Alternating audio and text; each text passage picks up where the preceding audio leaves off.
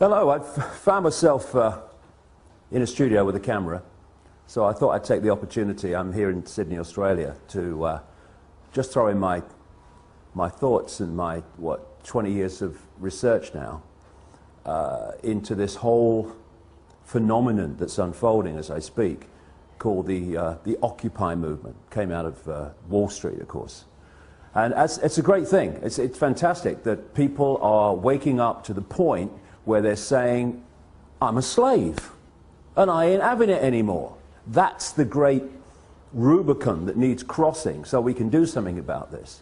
The reason I'm just going to put this information out, people make of it what they will, is there's another agenda going on here too, and if the genuine response to this grotesque enslavement of humanity in terms of finance and in terms of so many other things is going to be challenged effectively, then people need to get streetwise to what this other agenda is. And also the fundamentals of what we're dealing with. So I'm going to take it in stages. First of all, the fundamentals of what we're dealing with. If anything is going to happen that's going to change this tyranny of global banking and global finance, then first of all, the way that money is created, or what passes for money is created, has to fundamentally change. If this doesn't change, nothing's going to change, because the power doesn't move. There's no change in the power dynamic of money creation, because people don't realize this in vast, vast numbers, that when you ask the question, how is money created, where does money come from, people have this kind of feeling, well, it's the government's in it. No. Overwhelmingly, massively overwhelmingly, it is not the government's. It is private banks, which, if you do the research, owned by the same people under different names, the same network under different names. Private banks are creating what we call money out of fresh, bloody air, and then charging us interest on it. And it works like this. If you go into a bank and you borrow $50,000, what does the bank do? Does it move precious metal anywhere? I mean, what does it do? What it does is it types into your account $50,000. And from that moment, you start paying interest on $50,000 that has never, does not, and will never exist. Fresh air, theoretical money called credit. This has been allowed to happen because, again, when you do the research, the same networks that control governments and therefore pass legislation to do with banking are the same networks that control the banks and the banking system. Therefore, laws have been passed called fractional reserve lending that allow banks to lend at least, and my goodness, it's at least 10 times what they have on deposit. So when you put $1 in a bank, that bank can now lend 9/10 that it does not have. Fresh air, figures on a screen. Not only that, you borrow $50,000 from a bank. What does it do? It types into your account $50,000. Okay, now you're paying interest on it. But you take $10,000 and you say, I'm going to buy that car, and you give $10,000 to the guy who owns the car to buy the car off him. Now the guy who's received your $10,000 that was created out of nothing in the original $50,000 now goes and deposits the 10 grand in his own bank. Now that bank can lend 10 times the 10 grand that was created out of nothing in the first place. This is what's going on. And then if you follow one loan, $50,000 or whatever, you follow that through the banking system, and that one loan allows the banking system as a whole to create phenomenal amounts of non-existent money we call credit from that original non-existent credit loan. This is how the banking system, ladies and gentlemen, have taken the world over. Why wouldn't it when they can do that? And there's another little scam here. All written in on purpose, cold, calculated. When you go into a bank and you borrow $50,000, the bank creates, even in this theoretical, ludicrous way, $50,000. But you're not paying back $50,000, you're paying back $50,000 plus interest. The interest is never created, even as credit, which means a simple fact. At any point in time, coldly calculated, designed to be, there is never anything like enough units of exchange, money, in circulation to pay back all the principal on the debt and all the interest on the outstanding debt. Therefore, people losing their homes, losing their businesses, losing goodness knows what else that they've worked for, is built into the system. Now, when you have a boom and there's an expansion of this non-existent, ludicrous money called credit, then Peter Pays Paul hides to a large extent the fact that we're in this situation where the outstanding debt cannot be paid back or even nearly paid back plus interest because there isn't the units exchange to do it.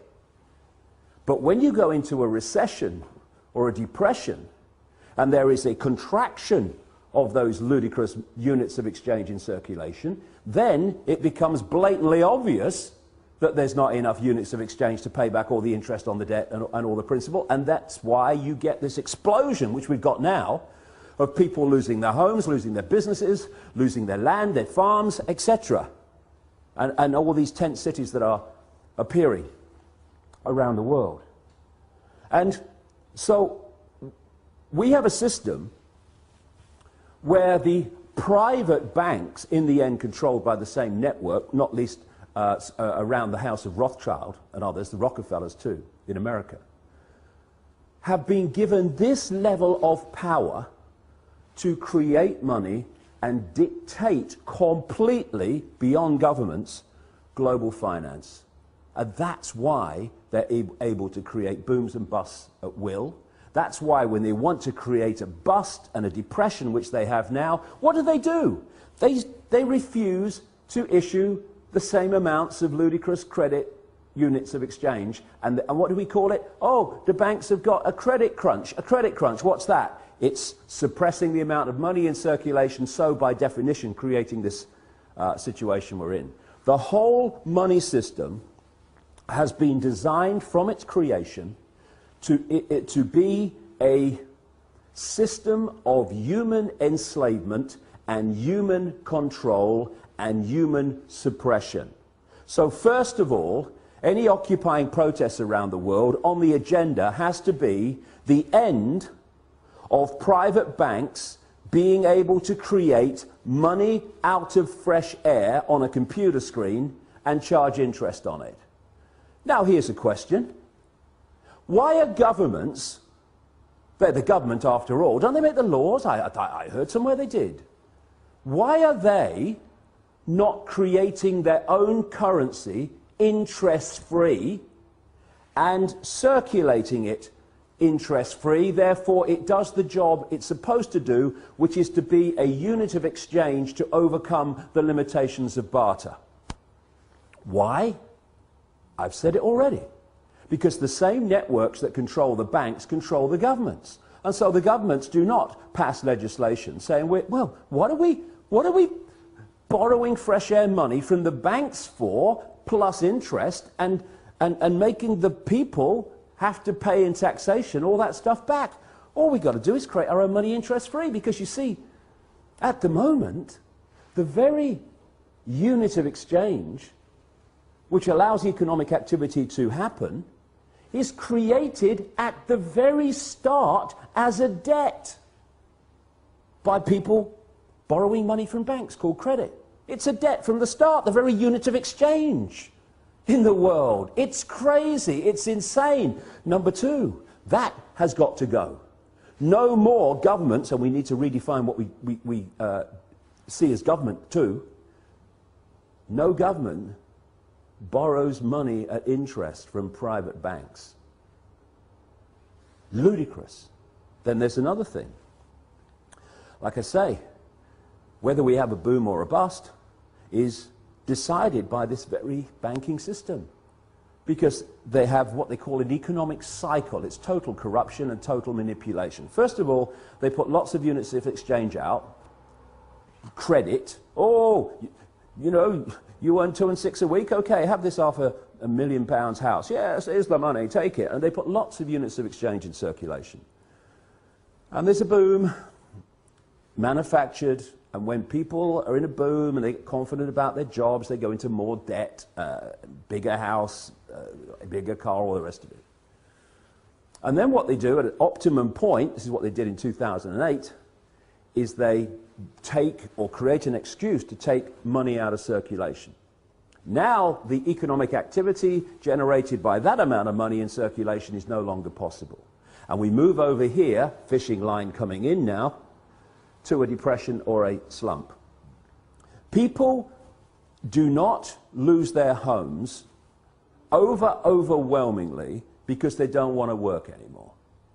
They lose their homes because there's not enough economic activity to generate the income to pay the mortgage. Companies don't go bust because they think it would be a bit of fun. They go through a bust because there's not enough demand for their products at a time of a downturn when the money in circulation is being reduced. And what happens? The banks that have created this problem in the first place, they take the homes, they take the businesses, they take the land, they take the real wealth for having not been paid back money that has not, does not, and will never exist. This is the power that the governments, controlled by the same network, have given to the banks to control planet Earth.